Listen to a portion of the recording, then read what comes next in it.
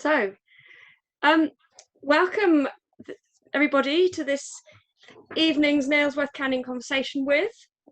We are going to be talking with Matt Stanway tonight.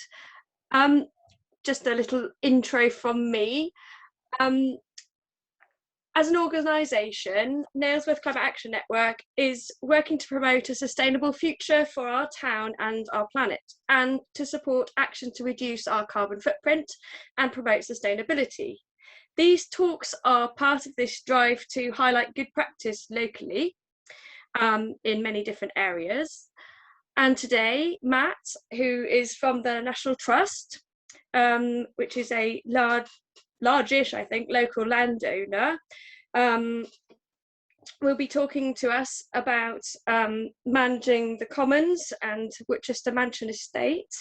And he's going to also talk to us about the National Trust approach to woodland and tree management, and also to address something that's dear to our hearts, which is replanting of the W.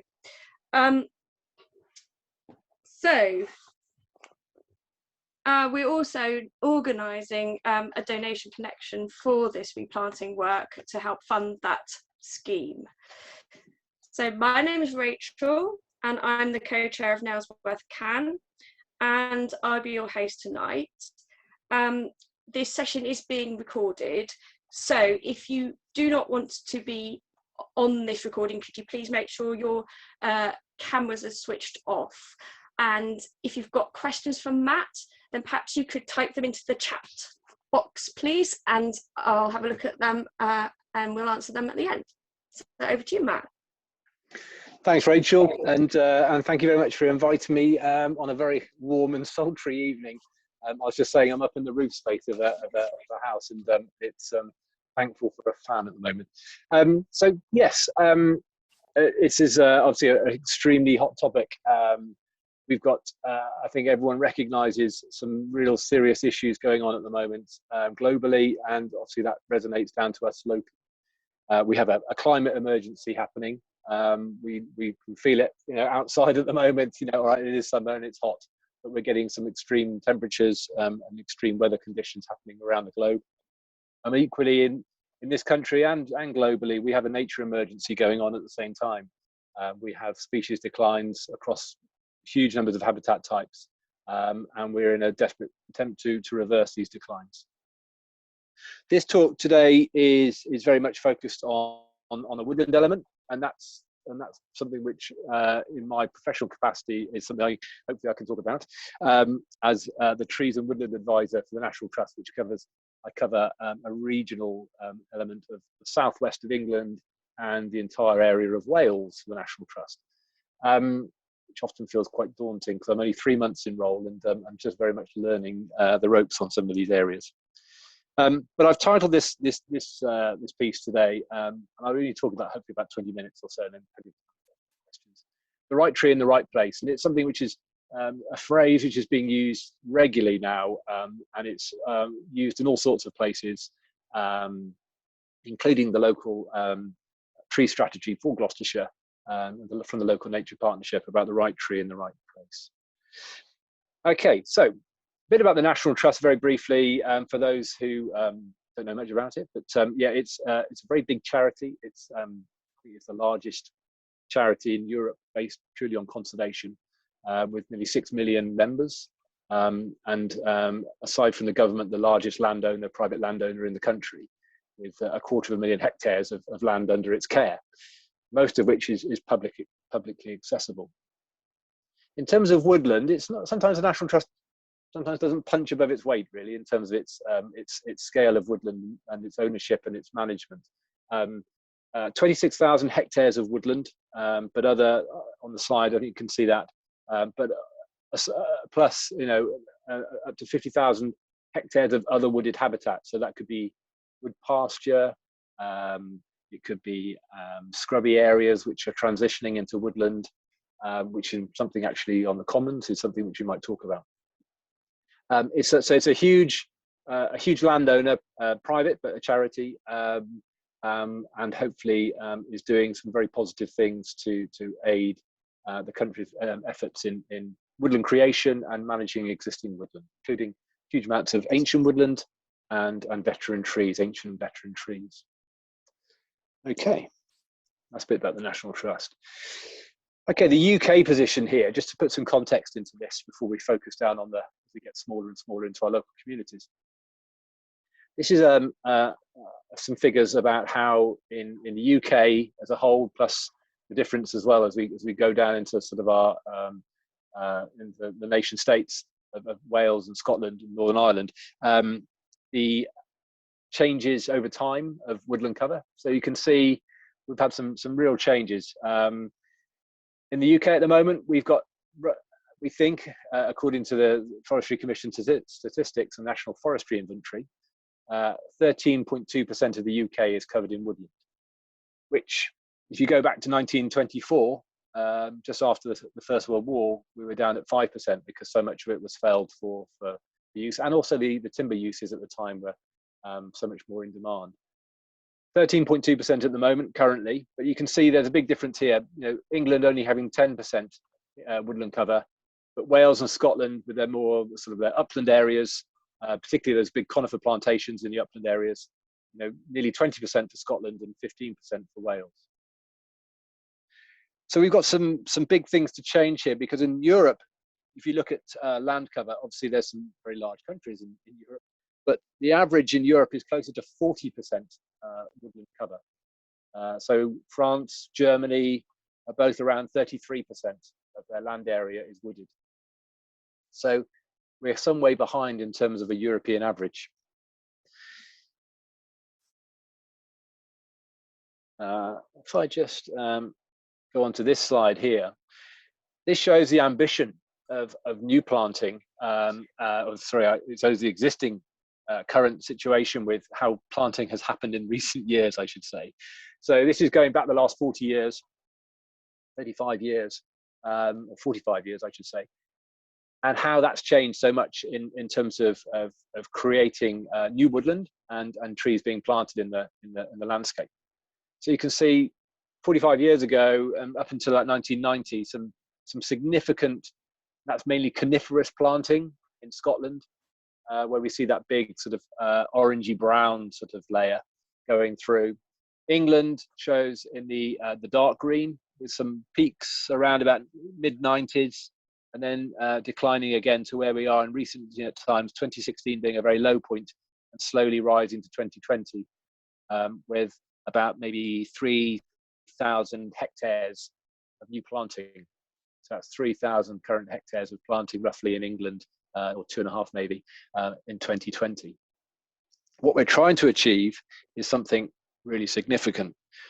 The government has started to have recognised that they have a commitment to doing something about both climate change but also nature recovery as well. And they've made a commitment by 2050 that they want to see 12% of woodland cover over England by 2050. That equates to something like 30,000 hectares of new planting every year, following after 2025 by the end of this Parliament. So 30,000 hectares. If you look how much we've planted in 2020, it was about, say, 2,000 or 3,000 hectares. You know, we're talking tenfold increases going on in the next few years. So huge ambition. But you can see there, we haven't got a great track record at the moment. So it's just to put that into context. In terms of the National Trust, we'll talk about that in a second and how that looks at. But in fact, actually, that is my next slide.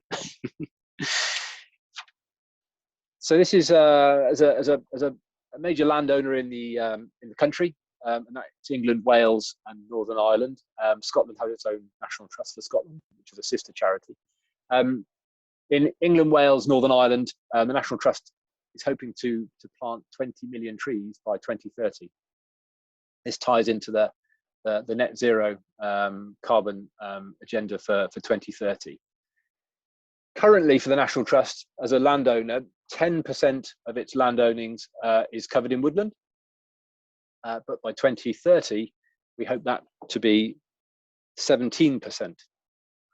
That equates to around about 18,000 hectares of planting of trees. Or not just planting, we're also talking about other ways to establish trees, and that could be natural colonization, where trees naturally seed in or are existing in the seedbed, or regeneration along existing woodlands, where we're trying to buffer existing woodlands and make those greater in size and scale. So the National Trust have made a big commitment towards this, and it's working with local communities, and it's working with government, and it's working with other NGO, non-governmental organisations, and other environmental partners to achieve their own ambitions. But this is not dissimilar to all those out there who are also trying to achieve the same. It's just on our scale that we're trying to do this in the National Trust. So we've got all this ambition, and we know these sort of figures now. We're talking about figures of what we're trying to achieve. But the next question is this thing about right tree, right place. It's all very well planting trees, but we need to put some planning and some effort into how we achieve this. So this question at the moment is what is right, and how do we define what is right? So when we're designing new plantings or establishment of new trees, we need to make sure right at the outset what our objectives are for this woodland and this tree planting. I went to listened on a very interesting. It's a great thing about WebExes and Zoom meetings and everything else is that there's been some fantastic talks out there these days. There's one I listened to recently from probably one of the eminent British woodland ecologists, a man called Keith Kirby, who's been working for Natural England and Nature Conservancy Council before that, and talking about what that woodland creation and how do we define what is the right tree in the right place in terms of choice of species, but also in the right location. And his point here was he was making on this recent talk, he doesn't think it's possible after all these years, and he's been involved in woodland ecology for 40 plus years probably, or at least 30 plus years. He doesn't think it's possible to maximize all those objectives: carbon, sequestration, nature, benefit, landscape, recreation, people, access, and timber production all on one site in one thing. There's going to have to be compromises to be made in terms of our objective setting. So we need to make sure that we reconcile ourselves as to what we're trying to achieve from our tree planting. And that also determines the site itself, so the location of where we're trying to plant these trees. What are the factors there where we have to take that into account? So that location thing being very important. In the past, I think we've referred to them as constraints. And the Woodland Trust have been doing a big piece of work at the moment, providing haven't been actually some very good publications yet about creating woodland, like a blueprint. And the Woodland Trust have put a lot of effort recently with some eminent experts in their field to create a really good guide and handbook. At the moment, it's designed for professionals in the field rather than necessarily landowners, but I think there's going to be smaller booklets available for private landowners and for community groups especially. But it's about, they refer to what we call constraints. For example, if there's statutory designations on a site where we have to abide by and receive official consent for doing things. For example, for nature areas, wildlife reserves, where we have sites of special scientific interest, otherwise known as SSSIs, such as Robborough and Minchinhampton Common or Woodchester Park. They are both sites of special scientific interest. And we have national nature reserves as well. In our landscape, we have the national nature reserves in the Cotswolds, Commons and Beechwoods, which is, you work from Painswick back to Birdlip. That whole fringe of beech woodland is part of the National Nature Reserve, one of a couple in the county. So we have nature designations, we have cultural and historic designations, we have scheduled monuments, which is overseen by Historic England, and so we have access also issues as well, so that we try and have areas where we can target woodlands maybe near to urban populations or to community populations, to enable them to have better routes to access, particularly deprived populations as well with poor transport links. And so the location itself, those factors which we're looking at, how we decide where those locations are, is critically important to us. And we're going to talk about that as we go down into that local scale. The other question here is how long have we got as well? So there's this question as well about the time it takes to achieve. Planning woodlands and creating new woodlands and planting trees, I think, is something which has a huge timescale attached to it. So everything which we plant now could become a woodland in say 50 years time with dense tree cover. Maybe a bit less if the weather is right and the soil conditions are good. We manage those trees well and establish them well. But we're thinking of sort of multi-generational benefits of establishing trees. But the thing about the climate change at the moment and the climate agenda is that we're trying to maximise carbon sequestration, the absorption of CO2 from the atmosphere. So do we want then to focus our attention on trees which are going to be absorbing as much carbon as possible in the fastest possible time, because that's our urgent issue?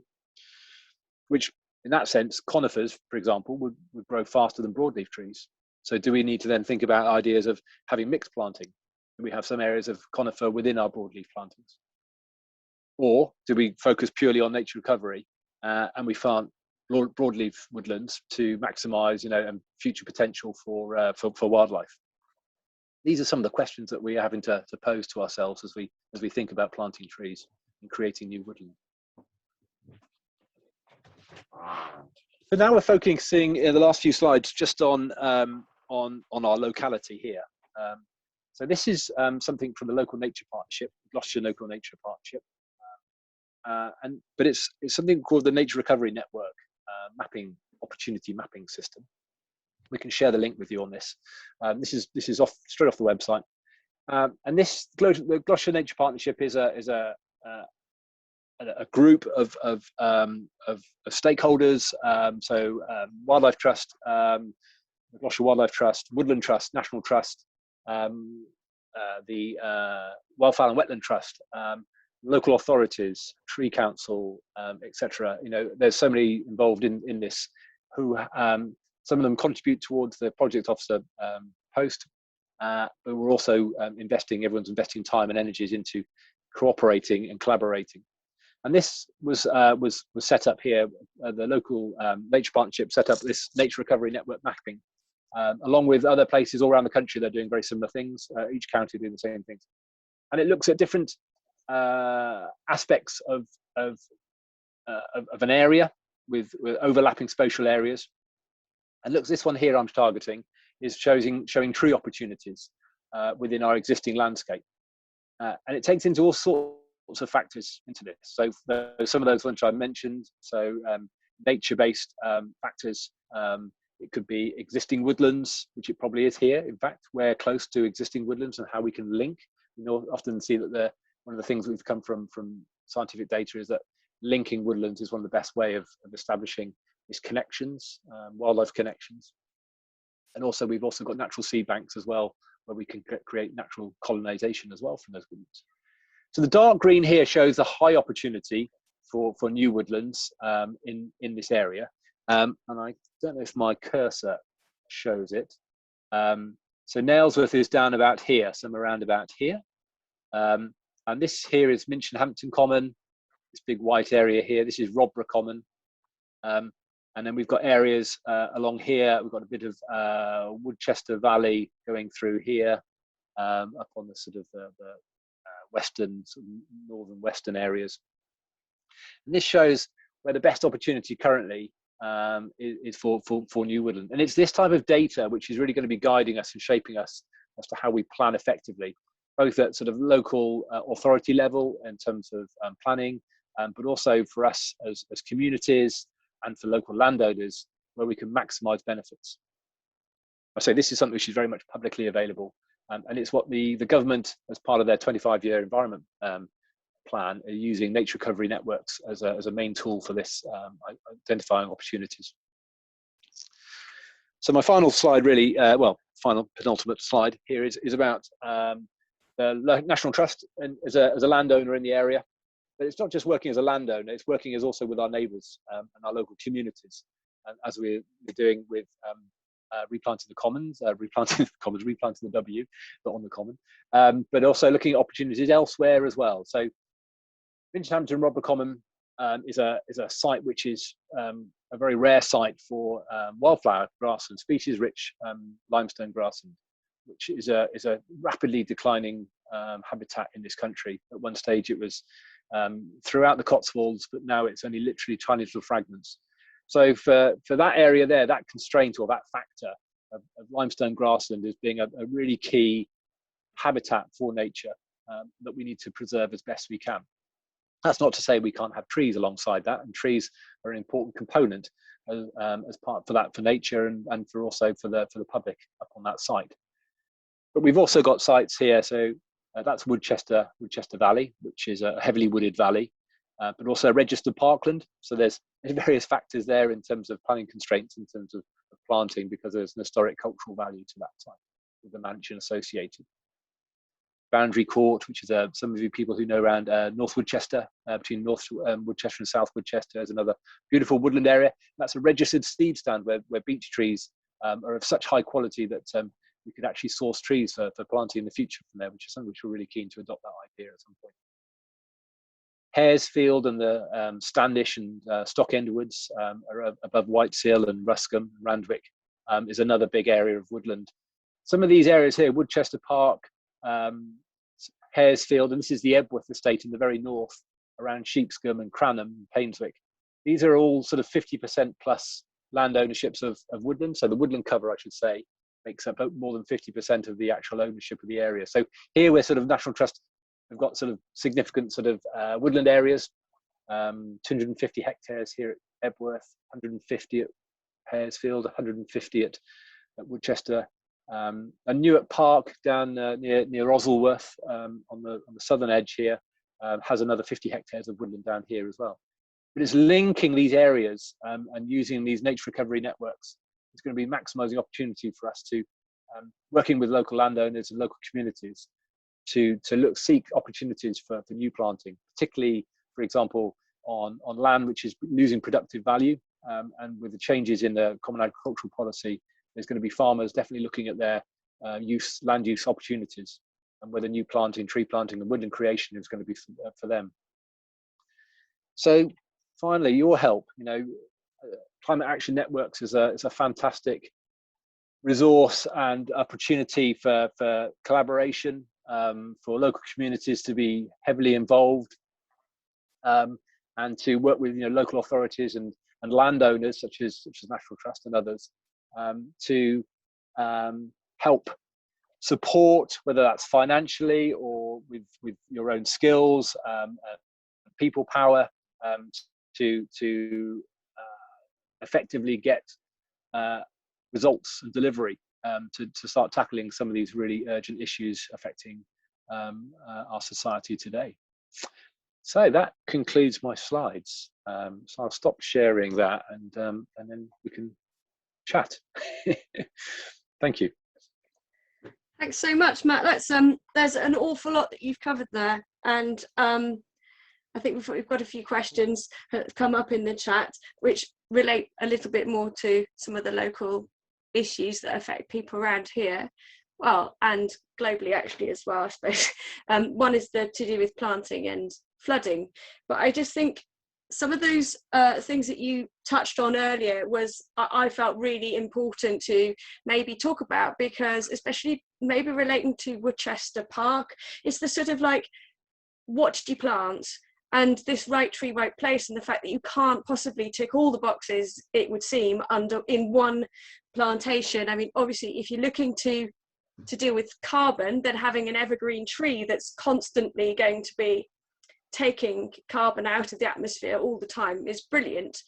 But we had a lot of those plantations done in Scotland, didn't we, in the 70s and 80s, and now we've got the difference between, I suppose, a timber crop, a fast-growing timber crop like pine, for example, versus what I would consider to be more of a woodland that you could use for maybe recreation and would ultimately become a nature resource, and therefore fantastic for biodiversity and habitat.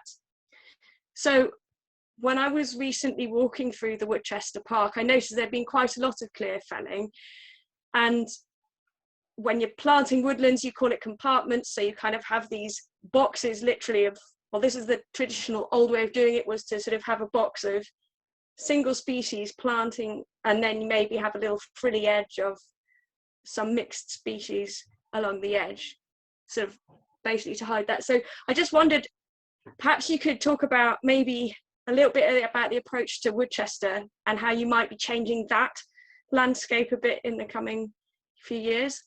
Absolutely. So yeah, Woodchester Park was bought in about mid-90s by the National Trust, and up to that point there was about in the 1950s, so like a 40-year period where it was heavily planted up. It was owned by a forestry company, and they planted what was it is a registered parkland.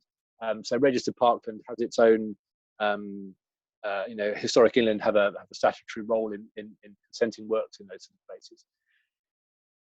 But the woodland itself, so the valley itself was heavily forested, but as you say, mainly with conifers as well. So a lot of the broadleaves were mixed, either felled, some very large trees taken out and taken up with a mixture of conifers for a timber production. Is that very much it was a commercial planting. So the first thing we did was create a woodland management plan. And this is something which is really key, is that that woodland should always strive to have a woodland management plan, so we know what we're trying to achieve as a result of as an outcome from these woodlands. And that was very much set out a vision of trying to return the original parkland, the cultural value, the historic cultural value of that landscape back to its as close to its original as we could, which did mean that there's a lot of tree felling to be done in certain localities. But the idea being that there's a real benefit as well, because it's a site of special scientific interest particularly because of its bat colonies. I didn't know that, so that's interesting to learn.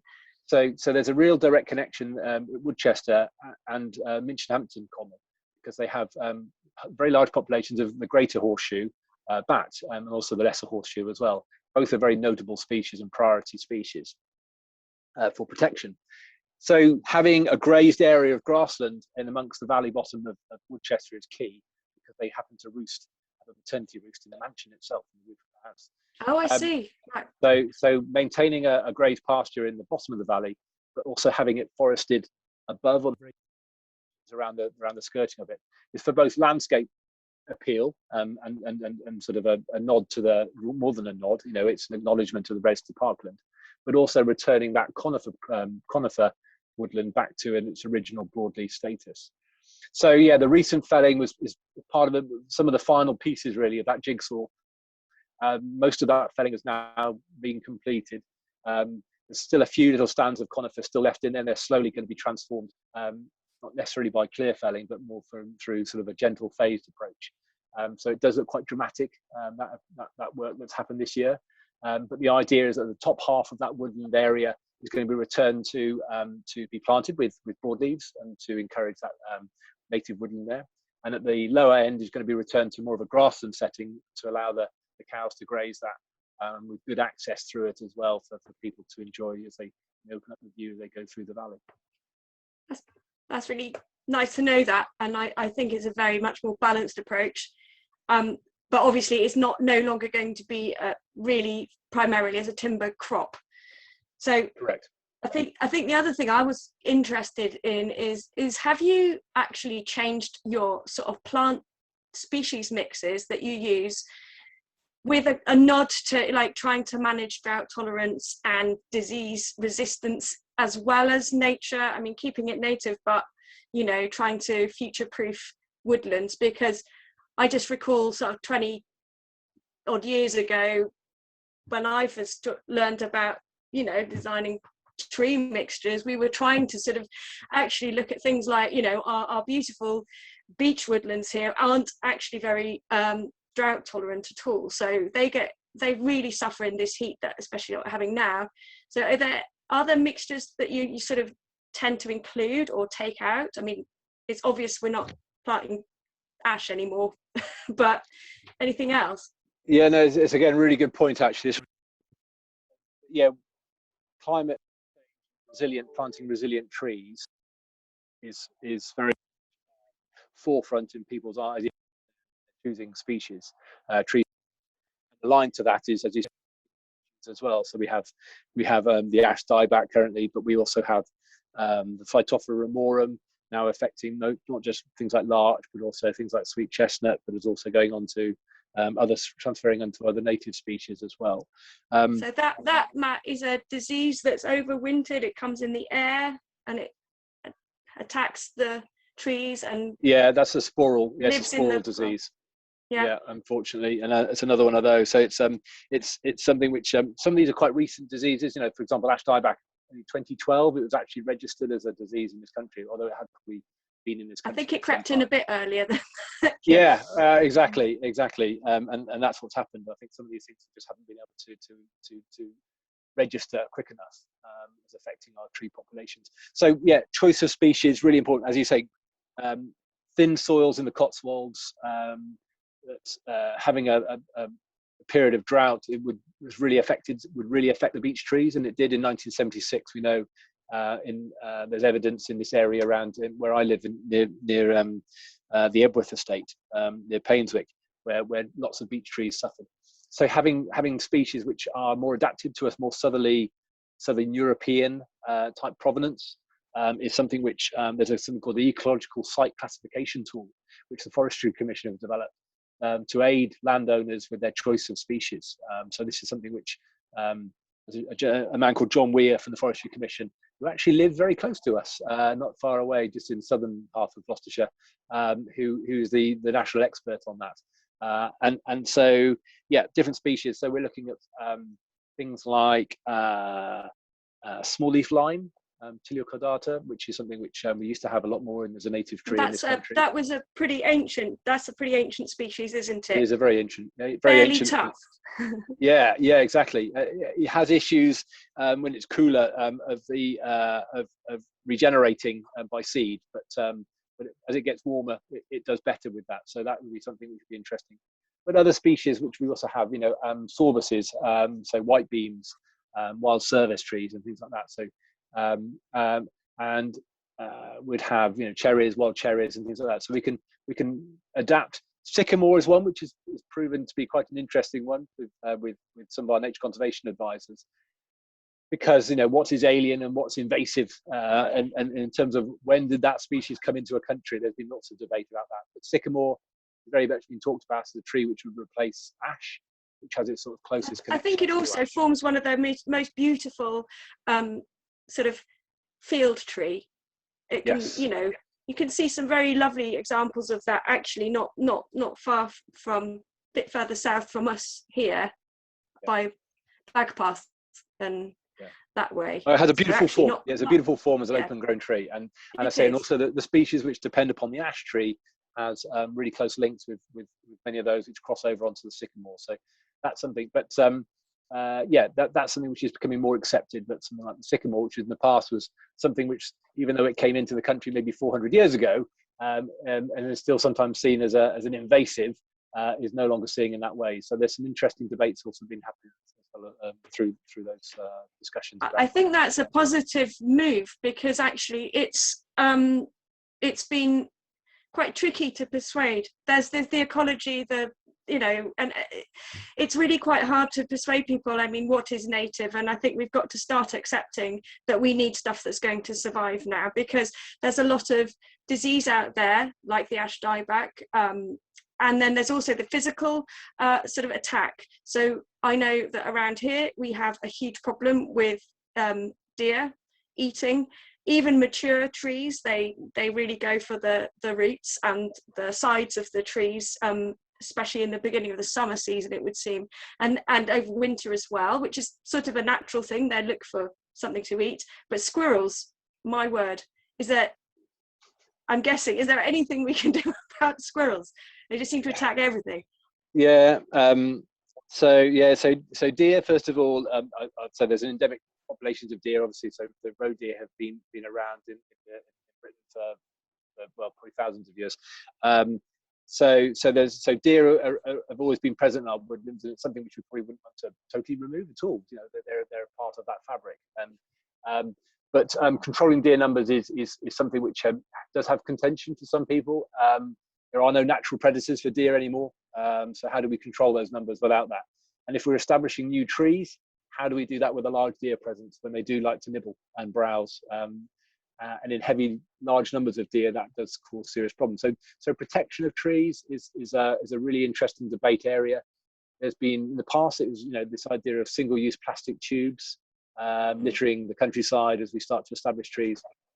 The National Trust, along with many others, are really keen to get away from that. That's something which we really would not be keen to advocate or to use on sites unless there's absolutely no other option. So things like deer fencing, temporary deer fencing, and also recycled tree tubes as well is something, a technology is being used for sort of new resins and biodegradable tree shelters. The other option is that we plant more heavily, so we restock, right. We replant in greater densities, which means that we accept that some trees won't get away, but in fact, if you plant enough, some will get through. So there's other techniques, other ones like using thorns to provide a screen first of all, and then plant heavily within the thorn areas. Again, so a bit like nature would do itself. You start, if you've ever seen a bit of clear land, and I think this is what regeneration is about really. If something's been cleared, the first invasion is going to be the brambles. And actually what they do is they create like a kind of cage around the little saplings, and it stops the deer getting in there and eating them. So I think that's quite good. I mean, nature's obviously got it right. Replicating natural processes is it's definitely very much current thinking, and it's something which goes round and round in circles sometimes. But nature knows how to do things, and we should try and mimic it as best we can. So I guess that brings us on a little bit to some of the ideas for natural regeneration on the commons, and how you're going to kind of get that balance between perhaps allowing some new trees to actually establish, but not losing the open quality that you need to protect that limestone grassland. So is that, because from what I understand, that is sort of the idea, is to do a little bit of that, and then also to replant some of those species you've mentioned to create those kind of open field grown trees like the lime, the serviceberry, and I think you mentioned cherries as well. Yes. So yes. how are you going to manage that?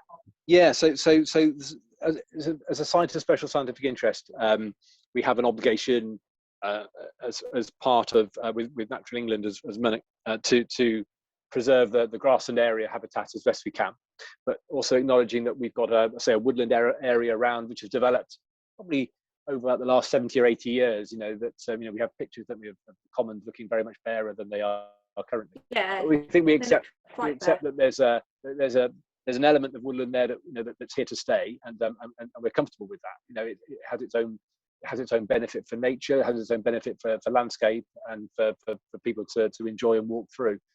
And that sense of sort of tranquility they provide. The interface between the grass and the woodland is a really interesting area. It's often those interfaces, what we call the ecological niches, which provide. And they're pretty important, aren't they? Yeah. Those they really are a space in which special species live. Exactly. Very that. particular. Exactly that. And so that might mean sometimes to keep them in that equilibrium, that we do rotational cutting. So you often see some of the volunteer groups around.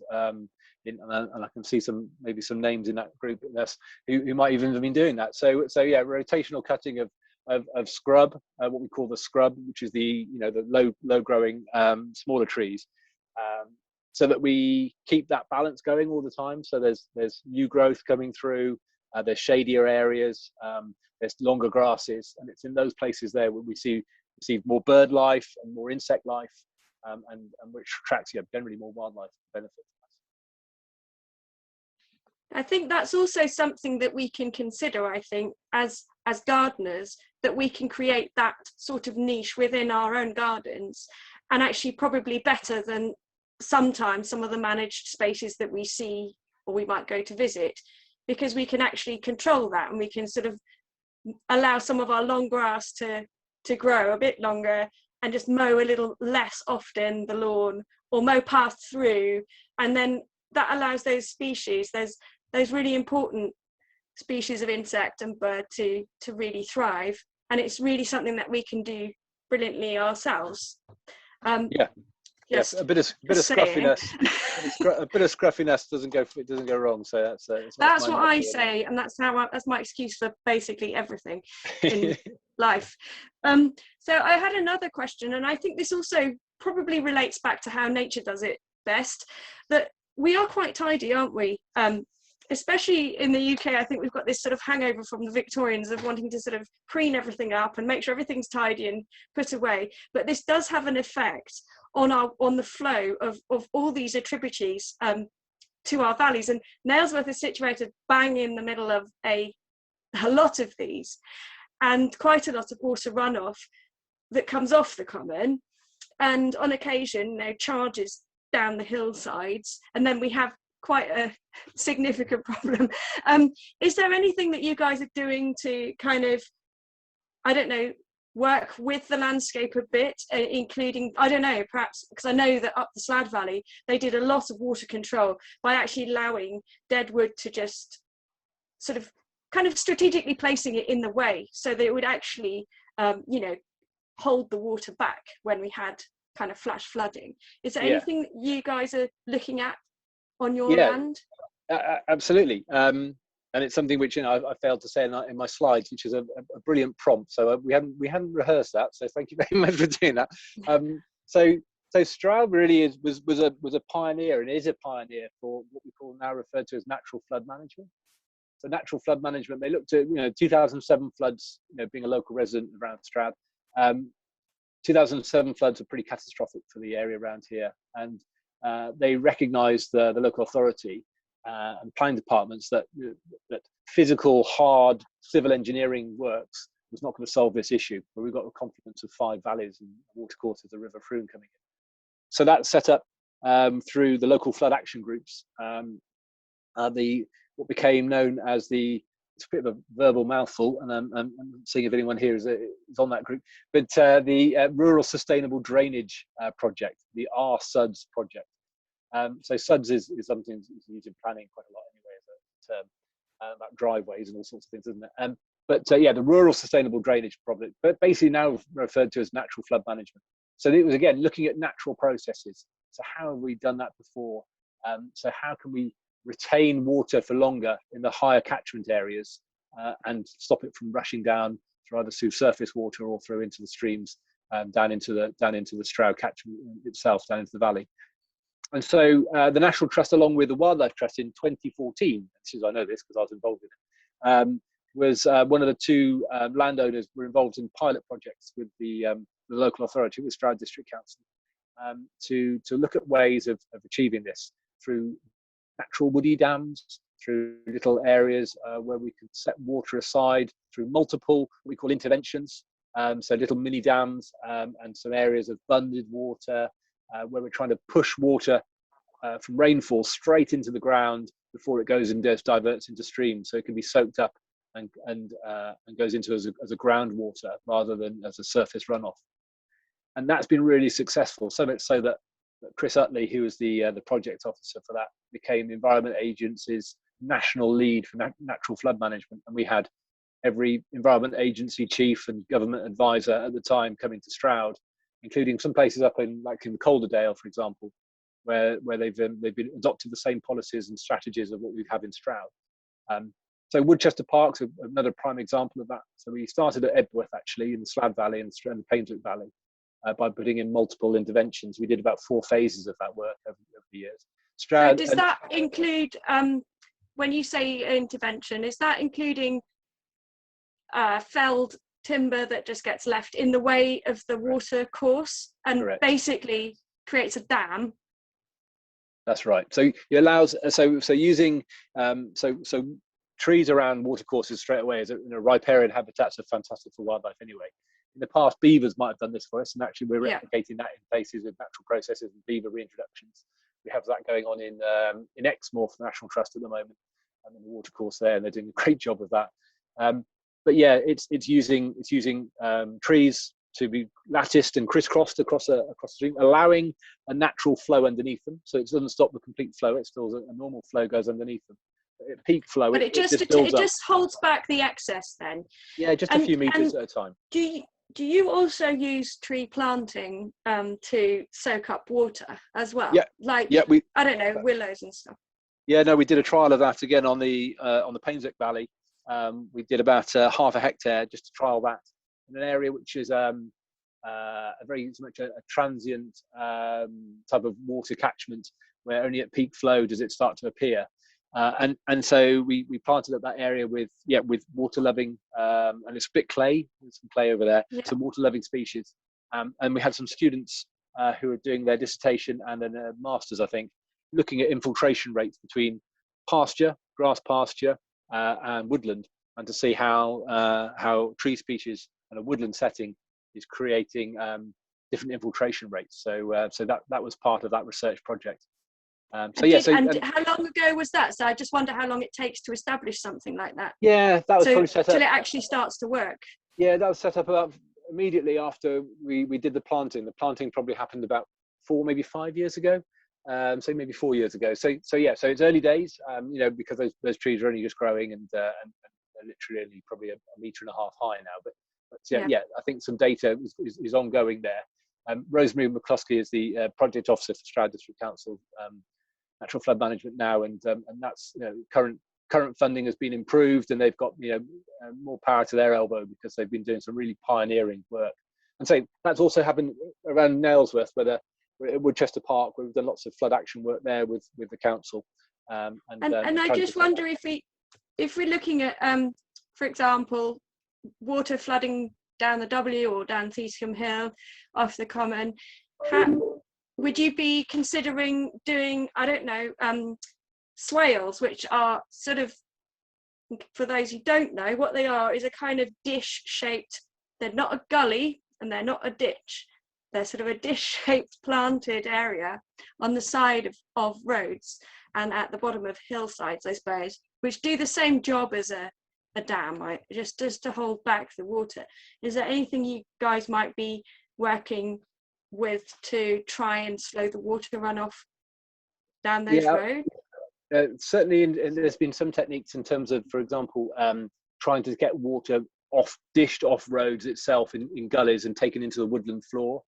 So where we've got that, there's a bit by Pensar Road and just down below that on the W where it goes off onto the woodland floor. So those type of things, actual plantings around those, I think most of those areas I know of have got some plantings existing, but that's not to say there's opportunity there. We often use let's say that we've got experts there in the project with Rosemary and with Chris before. So and Chris still lives locally as well, happens to be. So it's we've got some real experts in the area, so it's definitely worth getting advice. Yeah. Oh, okay. So I had another question. One was relating actually a little bit more to the management up at the top of Foster Hill, which I noticed, because I wondered whether that was mainly to do with the ash dieback. It's an old quarry, isn't it, at the top there where the footpath goes through, but there's a huge, big new footpath. So I just wondered if you got a little update as to why. Absolutely. This is attributed to ash dieback, to the disease. We had an area of, as you say, there's an old quarry there, an old abandoned quarry workings, and the Cotswold Way runs right through the middle of it. So we had trees within felling striking distance of both the road and the Cotswold Way on either side, which effectively meant there was very little left, which didn't. So the trees up there were badly infected. So the trees get surveyed every year, every summer, as part of the national guidance we have. We're following similar strategies by local authorities and by Forestry Commission as to how we assess those trees. We have a threshold for intervention. So as soon as those trees are reaching a certain point in their canopy and they're not showing leaves, then they are generally seen as a point where we need to intervene, as they pose a hazard then to health. And each of those areas are assessed also for risk, for usage. So on the side of the road, that's assessed for us as either what we call a medium or a high risk zone. To say that's high risk because you've got people queuing up in their cars. Yeah, exactly, and it's quite speedy as well. Yeah, and it's quite speedy, so it probably would be a high risk. And then the Cotswold Way probably would be a medium risk because it's a well-used path, and with the Poley Peak car park up at the top as well. So we had to make that a decision. It was a horrible decision to make, that we we had to make a significant felling intervention there, and to remove a lot of that tree cover. We tried to leave as much as we could, which is the non-ash, and also then significant plantings. We had some plantings done, about 400 trees last winter as soon as the work was done. The path, as you said, was very bright and startling, but the machinery to safely remove that material made a bit of a mess of the path there. So, you know, we want to encourage public access through there. So we reinvested money. So not only did it cost the National Trust to get rid of the trees, and work with the local authority to do so, as a landowner, you know, has its duties to do so, as any other, but also to reinstate the path to a suitable condition. So we worked with the County Council Rights of Way Office and produced, invested in the Cotswold Way path being back to sort of multiple access. I have to say, it is much more obviously the route to take, because I think a lot of people who are also walking along the road instead of going on that path. So actually, I think it's much. That is an improvement, I think, from safety point of view. So. I'm sure it will settle down again as well. Yeah, absolutely. Everything looks a bit raw when it's done. It does. It does. I had one other little question, I think, because we're getting towards the end, but I there's this idea that some of the ash trees are actually resilient to the ash dieback. I think it's very few and far between, but do you have any experience of this? Have you come across any, or have you got any data? Yes, so data at the moment has been quite slow to produce, but we've been working. We also employ a consultant who's a specialist in a certain area of forestry, but they've been doing a trial on one of his other sites he works for with ash dieback, which is informing experts in Forestry Commission as well.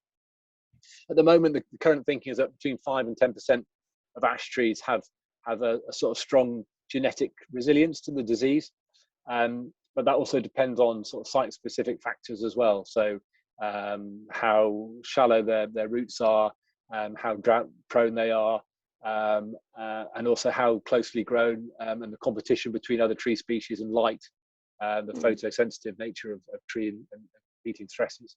So those factors considered. So no, there is definite.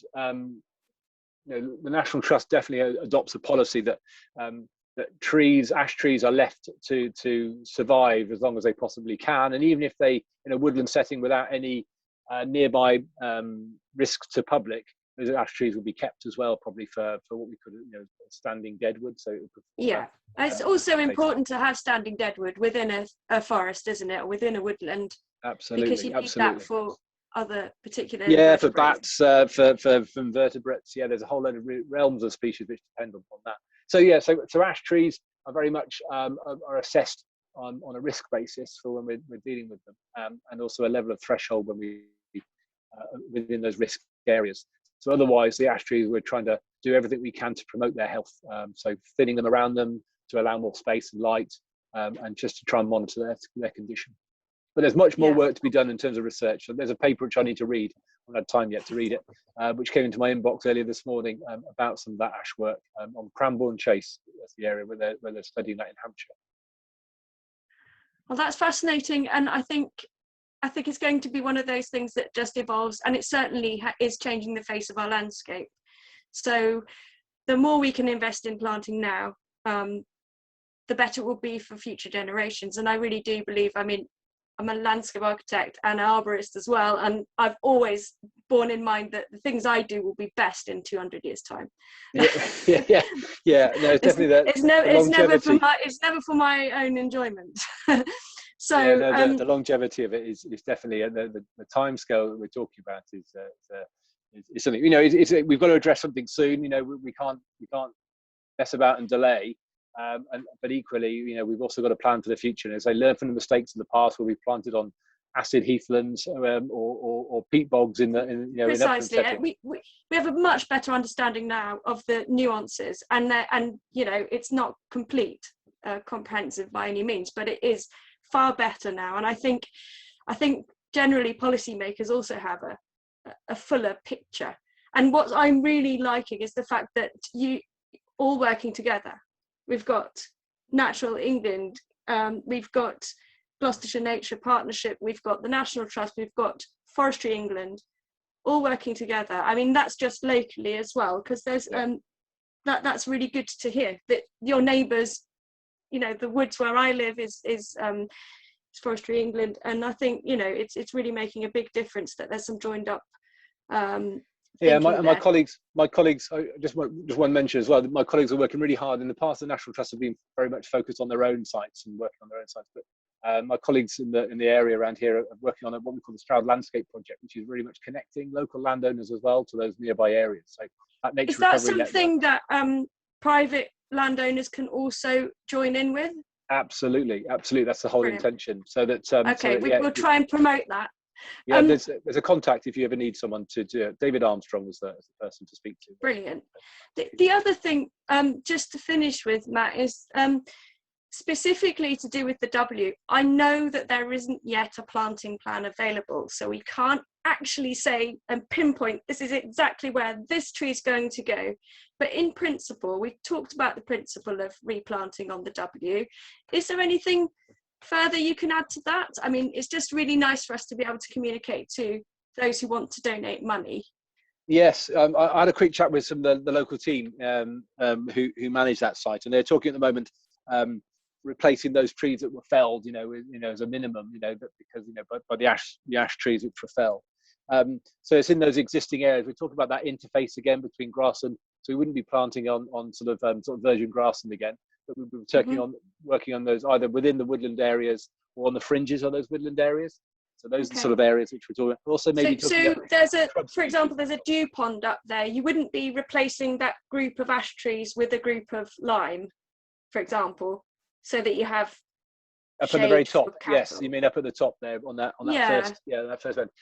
I don't know actually. I don't know the precise locations. We will find out though, won't we? Yes. And as soon as we know, we'll publish it. Yeah, absolutely. Yeah. And but there's going to be other places as well. At Amberley, there's areas where trees are going to be replaced as well, which have been felled. And also the guys were saying that Coley Peak's going to get another 500 trees this year as well, this autumn, to replace. That's very impressive. So a few for the deer. In. Newark Park, 6,000 trees. So everything that you're doing to help, in the local environment, whether that's the W or elsewhere, the National Trust would be, hugely grateful. So yes, thank you for support. Just one other question, very briefly. I think just to end is, I just wonder how much it actually costs to plant a tree, because that is something that, if we're trying to help. How much do we need to, because I think you can imagine that you can buy a tree for about £1.20 if it's a small one. But actually, just buying the tree is nowhere near. It's like the tip of the iceberg, isn't it? It is. There are grants as well, out there which are trying to sort of do 100% funding. But it is a good question because, the type of establishment that you want, are you doing protection? What individual tree shelters? Is it going to be deer fenced, etc.? The National Trust has got its own individual on its website plant a tree site for donating, and it's £5 a tree. So we've estimated that around about £5 for a small whip would be enough, and a bit of time to plant that tree. The tree shelters, if we do tree shelters, are the ones which are the most expensive, but we're trying to go away from individual tree shelters as an initial start. So yeah, £5 a tree would probably be a good ballpark figure for us. So that's just to plant it, and then to maintain it to establishment. That's it. Yeah, that's additional cost. At the moment, there's a new English woodland creation offer, which is a grant by Forestry Commission, and they're providing a grant of £200 per hectare every year for 10 years to help establishment. So that's something which they've worked out their own figures, and their restocking rates is about sort of 1,100-1,200 stems per hectare. So if you imagine £200 per hectare off 1,100, so someone can do some maths on that. Yeah, it's not a lot, is it really? Not a lot. It's not a lot. No. Yeah, we might have to get some volunteer help on that one. Yeah, exactly. Yeah. Exactly. Well, Matt, it's been absolutely fantastic talking to you, and I think we could literally go on for a few more hours. But we're going to have to draw it to a close. So thank you everybody for your questions. I hope I managed to get most of them there. If you've still got more specific ones, I'm sure we can pass them on to Matt. And it's just been lovely to talk to you. Thank you so much. Yeah, it's been a pleasure. And thanks very much for hosting me. You're welcome. Bye, Okay, thank you. everybody.